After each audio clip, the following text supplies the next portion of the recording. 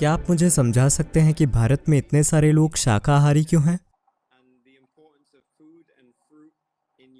और दैनिक जीवन में भोजन और फलों का क्या महत्व है? अभी भारत की लगभग 38% आबादी शुद्ध शाकाहारी है, परंपरा की वजह से। ये ऐसा ही है। करीब 50 साल पहले लगभग 60% शाकाहारी थे, लेकिन पश्चिमी शिक्षा पाए डॉक्टर लोगों से कहते रहे हैं, अगर आप मांस नहीं खाएंगे तो आपको पोषण नहीं मिलेगा, आपको थोड़ा मांस खाना ही होगा। तो उस वजह से थोड़ा मांस खाया जाने लगा। पर फिर भी भारत में मांस खाना वैसा नहीं है जैसा ये पश्चिम में है। मांस केवल एक साइड डिश है। यहाँ तक कि मांसाहारी लोगों के लिए भी ये सिर्फ एक साइड डिश है। पर शाकाहार की वजह क्या है? देखिए, अगर आपका जिंदा रहना खतरे में है तो आपका पूरा जीवन उसे बचाने के बारे में होगा। एक बार जब जीवन संरक्षण का इंतजाम हो जाता है तब आप सोचते हैं कि ये सब किस बारे में है, क्योंकि जब सवाल जिंदा रहने का हो तो ऐसा लगता है कि जब जीवन चलाना ठीक से हो जाएगा तो हर चीज जबरदस्त हो जाएगी। पर जीवन संरक्षण का ख्याल हो जाने पर आपको एहसास होता है कि ये सच्चाई नहीं है। आपका जीवन किसी और चीज की लालसा कर रहा है। तो जीवन जीना बहुत सरल और आसान था। ये एक समृद्ध भूमि थी, लोग अच्छे से जीते थे। उस कारण से उन्होंने भीतर की ओर देखना शुरू किया और कई चीजें विकसित होनी शुरू हो गईं। और एक महत्वपूर्ण बात यह है कि यहाँ की लगभग 70% आबादी हमेशा सक्रिय रूप से आध्यात्मिक थी।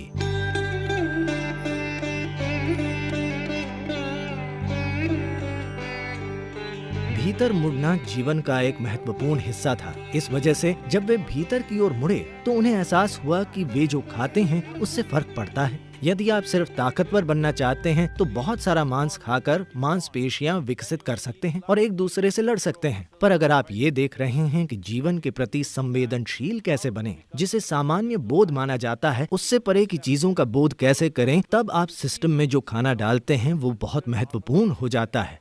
तो वो कौन सा भोजन है जो सिस्टम से सबसे कम प्रतिरोध के साथ गुजरता है, यानी कम से कम संघर्ष के साथ गुजरता है?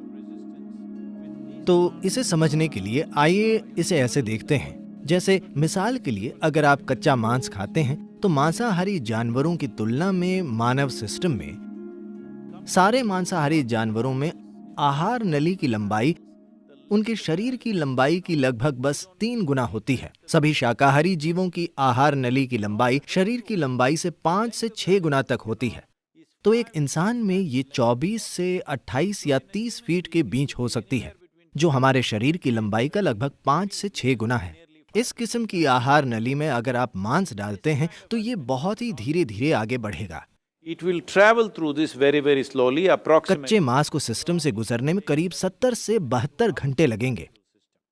अगर आप पका हुआ मांस डालते हैं तो उसे सिस्टम से गुजरने में 50 से 52 घंटे लगेंगे। अगर आप पकी सब्जी वाला भोजन डालते हैं तो इसे सिस्टम से गुजरने में 24 से 30 घंटे के बीच लगेंगे। अगर आप सिस्टम में कच्ची सब्जियां डालते हैं तो उन्हें सिस्टम से गुजरने में 12 से 15 घंटे लगेंगे। अगर आप सिस्टम में फल डालते हैं तो उसे सिस्टम से गुजरने में 1.5 से 3 घंटे का समय लगेगा।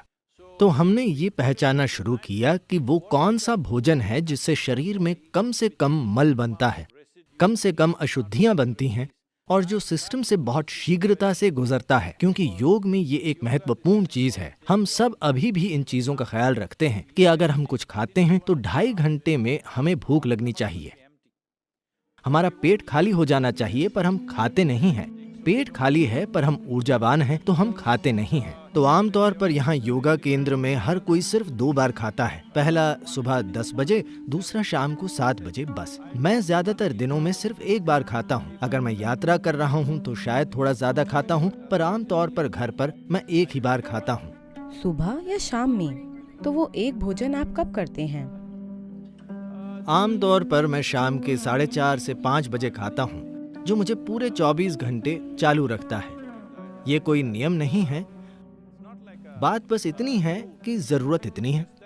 तो मान लीजिए किसी दिन बहुत ज्यादा शारीरिक काम है तो आप एक छोटा नाश्ता खा सकते हैं या कोई फल या ऐसा ही कुछ खा सकते हैं। Food is not to be made into a philosophy or a kind of a... भोजन को फिलॉसफी या कोई धार्मिक प्रक्रिया नहीं बनाया जाना चाहिए। भोजन शरीर की जरूरत है। अगर हम इस पर गौर करें कि शरीर किस तरह के भोजन से सबसे ज्यादा खुश है, शरीर सबसे ज्यादा आराम में है, तो आप स्वाभाविक रूप से पाएंगे कि शाकाहारी या पौधों पर आधारित भोजन खाकर शरीर सबसे ज्यादा आराम से और सहज है। ये शरीर लचीला और आराम में है और इसे रोजाना कम काम करना पड़ता है। तो स्वाभाविक रूप से जिन्होंने अपने शरीर की प्रकृति पर गौर किया वे सहज ही शाकाहारी बन गए। जब सवाल जिंदा रहने का था तो कुछ भी शिकार करना और उसे मारकर खाना एक स्वाभाविक प्रक्रिया थी। पर जब समाज बस गए तो वे जो चाहे उगा सकते थे और फिर जैसे जैसे उन्होंने खुद पर ज्यादा से ज्यादा ध्यान दिया और जीवन बस किसी तरह जिंदा रहने के बारे में नहीं रहा बल्कि अपने जीवन को बोध और अनुभव के ऊंचे स्तर तक उठाना बन गया, तब इंसान स्वाभाविक रूप से शाकाहारी बन गया। ये एक स्वाभाविक प्रक्रिया है, ऐसा हर जगह होना तय है।